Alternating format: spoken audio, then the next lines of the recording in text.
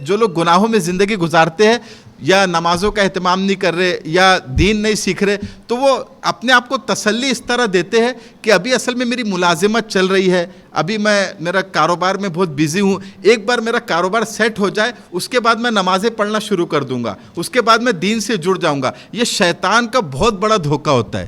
شیطان اس طرح آپ کو بہلا دیتا ہے، آپ بولتے ہیں ہاں ابھی وہ میرا بہت ٹف چل رہا ہے، ابھی میرا وہاں سے ٹرانسفر ہو جائے یا مسجد کے قریب میرے کو گھر مل جائے تو پھر میں نمازیں شروع کر دوں گا، ابھی میں نے ایک نیا سیٹ اپ شروع کیا ہے، نیا کاروبار شروع کیا ہے، وہ کاروبار سیٹ ہو جائے اس کے بعد میں پورا وقت نماز کے لیے مسجد کے لیے دے دوں گا۔ ایسا قیامت تک نہیں ہوتا ہے۔ آپ کا سیٹ ہو گیا، آپ دوسرا سیٹ کرنا شروع کر دیتے ہیں، وہ سیٹ ہو گیا، تیسری مصروفیت آپ کو آ جاتی ہے، کہیں نہ کہیں آپ بیزی رہیں گے۔ آج کل جو لوگ ریٹائر ہو چکے وہ بھی فارغ نہیں ہے، ان کے پاس بھی نماز پڑھنے کو ٹائم نہیں ہے۔ جو